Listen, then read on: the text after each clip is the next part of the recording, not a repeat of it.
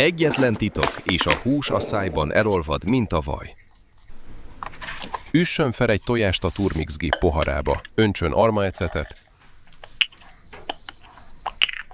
fűszerezze sóval, fokhagymapor, fekete bors, édes piros paprika.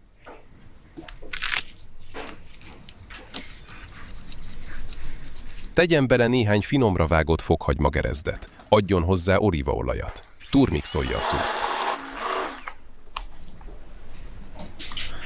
Adjon hozzá szemes mustárt,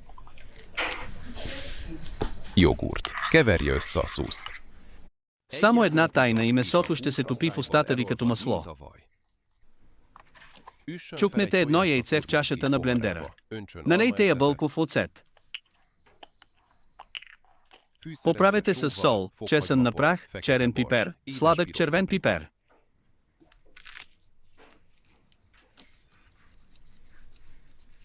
Добавете няколко ситно нарязани скилитки чесън. Добавете зехтин. Пасирайте соса с блендера. Добавете пълнозърнеста горчица.